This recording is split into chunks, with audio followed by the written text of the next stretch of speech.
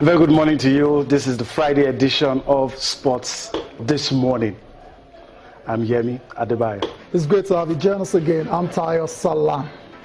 Okay? Okay.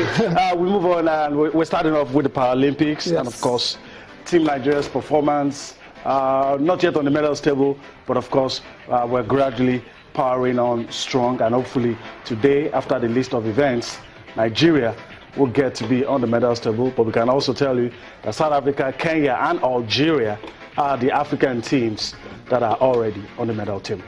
Yes, I mean, there's still, a few days of competition left. Yeah. So we're expecting Team Nigeria, to eventually get on the podium. Also on the show, Yemi, we talked about this yesterday. No one saw it coming. Serena Williams is out. She's out of the U.S. Open, and her reign as world #1 is also over after losing to Karolina Pliskova in the semifinals at the Otto Ashe Stadium. I think this surely has to rank as a very major upset, comparable to what happened last year in the semis against Roberta Vinci. Yeah, and Angelique Kerber would usurp that #1 position in the rankings that will be coming out very soon, and she still has a chance to claim another Grand Slam.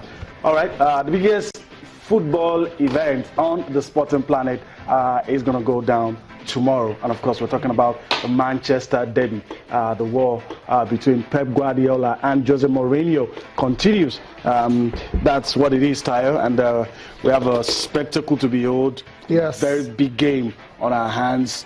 Both teams not having excuses. Both managers settled well, had time to prepare, had good preseason.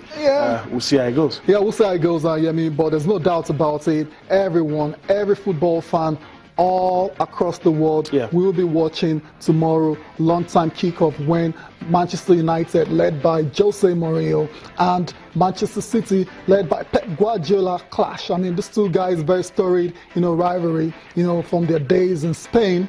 Now they're bringing it all over to England in the same city. So it promises to be a very explosive match, without a doubt. In terms of where it will go, we'll talk about that later in the show. Okay, but trust us, we'll spend a lot of time looking at that, because we can but talk about that Manchester derby, especially with the caliber of managers and the players involved in that one. But let's go to the Paralympics. Nigeria not yet on the medal table, but the top 5, this looks like this: China, the United Kingdom, United States, Brazil. Those are the teams that make up the top 5. And you have Algeria. I mean, Kenya is the highest ranked African country as we speak around there, in 12th position. South Africa in 16th, then Algeria, and hopefully Nigeria will join in and make something count. But of course, you can trust that Nigeria would always get to the. I mean, usually towards the last few days, that medal rush begins, and we begin to see our our representatives picking medals. So let's just quickly run through Team Nigeria's performance. On the day, we had Anna Babalola, in the women's 100 meters T54 class.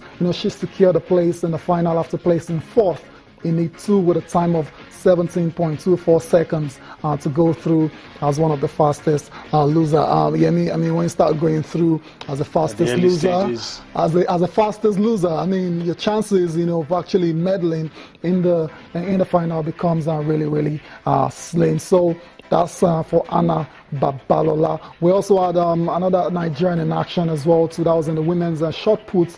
We have Okeria. He has narrowly missed out on the podium placement after finishing 4th with a season's best of 9.31 meters. He was a double 2008 Paralympics gold medalist, opened an account with a throw of 9.20, but fouled in her second attempt before getting her best mark in her third attempt. So that's another medal hopeful, lost for Nigeria there. Not in we also have in the women's 100 meters T11, Lovina Onyegbule, helped by a guide, Chidozie Kalu, finished 4th in E4 of round 1 with a time of 12.70 seconds.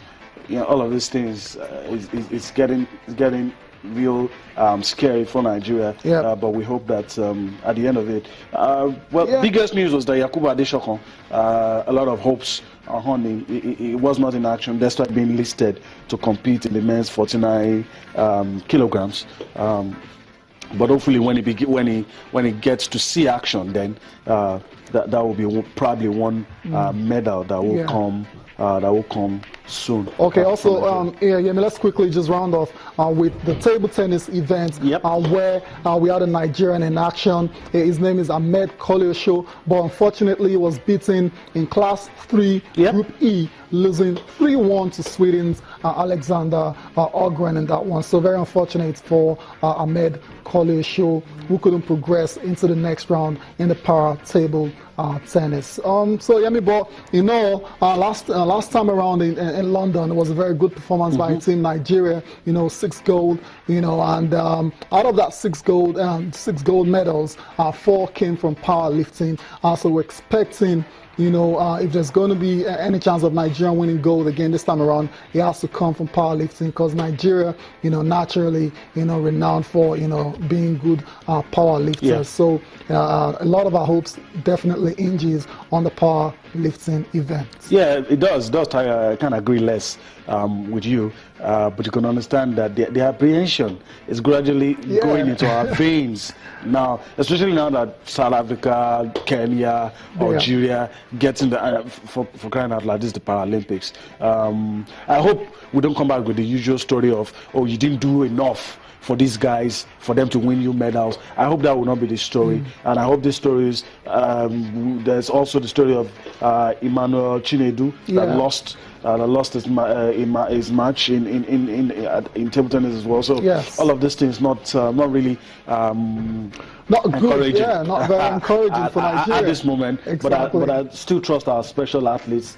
They know what to do, and of course they would move on, and hopefully we will get some medals. Yeah, just to round off now, finally. I mean, last time around in London 2012, this time around in Rio 2016, the amount of sports we're taking part in alone surely reduces our chances of winning medals. Yes. Just the 3 sports. So you wonder, we've seen what's happened in table tennis now. It doesn't look like a medal is going to come out of that one for the athletics. 2? Yeah, that's 2 now. So let's talk about para-athletics. And Anna Babalola, she's already struggled to get into the next round as the fastest loser. The chances there, are a bit diminished. So we'll leave it down to powerlifting, like I said earlier. Hopefully our powerlifters, Esther Onyema, Yakubu Adeshokon, can do something incredible and get on the podium in that one. All right. Okay. So let's go about the U.S. Open. Let's do that quickly. Biggest news that came out. Tayo. Wow. I was telling you earlier this morning that we probably should have paid more attention to Karolina Pliskova. A lot of us didn't pay attention to her. She came into this tournament with most of the odds against her. Only person in that top 20 bracket that hasn't got to the semi-final of a Grand Slam. But she kept slicing through, and now she has a final to play. What a player! I mean, what a player! Just 24 from the Czech Republic. I mean, this definitely ranks as a major upset. Number 10 seed in the tournament, going up against arguably the greatest women's tennis player of all time and world number one seed. You thought, okay, all the pressure definitely get to her. Exactly, but she didn't show no nerves at all. She won that one very convincingly in straight sets. So it wasn't a struggle. It was 6-2, 7-6. Okay, the last set went to a tie break there, but she kept her nerves to win. And did what she had to do. Exactly. So congratulations to Karolina Pliskova. And who knows what she's going to achieve from here, because only a few players in history have actually gone on to beat both Serena Williams and Venus in the same tournament. She's achieved that now. And the other players have managed to do that went on to become multiple major winners. So perhaps Pliskova can follow, in the same path and go on to win, multiple majors before she retires. But like I said, very disappointing for Serena Williams. Yeah, she's responsible for us not seeing the Williams sisters going up against each other. Yes. And actually, let's talk about the second person in the final, Angelique Kerber. Good news for her. I hope she crowns it all. with winning the Grand Slam. Yeah. But of course, going into this tournament, we knew that if she continues to progress and at some point Serena falters, she will become the world #1. And that's exactly what happened. You know, overnight when as soon as Serena lost out in the semis against Pliskova, she came to the courts.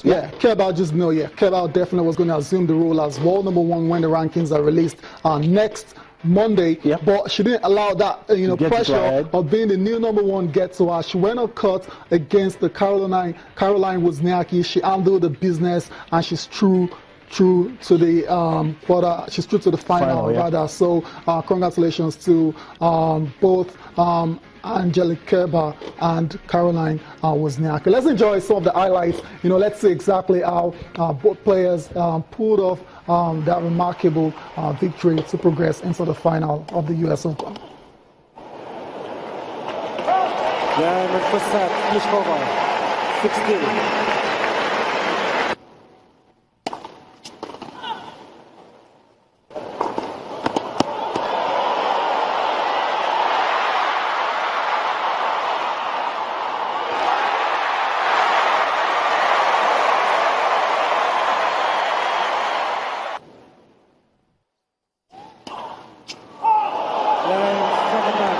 Pliskova, 6-2, 7-6.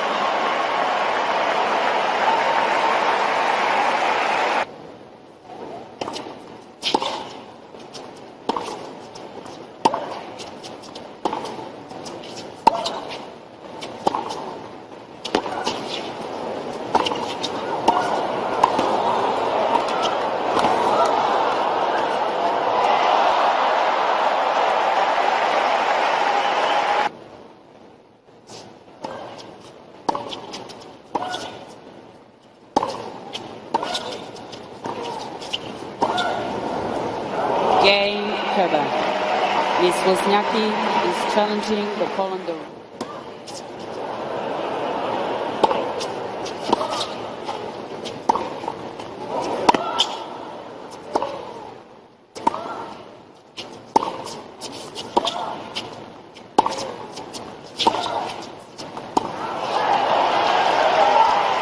Game, set match, Kerber. 2 sets to love, 6-4, 6-4.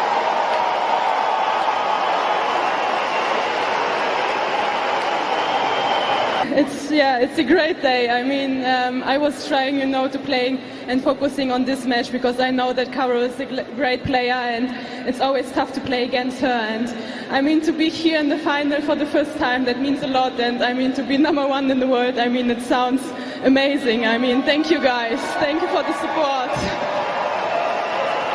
It doesn't happen often, that you're playing, especially semi-final against Serena on center court here in New York, and it doesn't happen often that you're in the final of Grand Slam. So I'm really excited to be there and really excited to be in a Grand Slam final for the first time in my life. Okay, I'm not going to repeat myself. I wasn't tired from yesterday's match. I'm a professional player. I've been playing for over 20 years. If I can't turn around after 24 hours and play again, then I shouldn't be on tour. So I definitely wasn't tired from yesterday's match at all. It wasn't a 5-hour match. I've practiced 3 hours, so it wasn't that huge of a deal. Wow. I mean, no excuses from Serena, no tiredness, excuses. I remember she played just a couple of days ago. She had to return to court to play another round, but then I think she wasn't just up to par on the day. So better luck next time for Serena Williams. And today the men's will take to the court Novak Djokovic and will play against Gael Monfils. 12-0 head-to-head for Novak there, so expecting to go through. Yeah, and Stan Wawrinka against Katie Shikori. We'll see how that pans out. We'll go on a quick break now, and when we return, we'll go to the newsroom. Molunde Macaulay already standing by for the news headlines.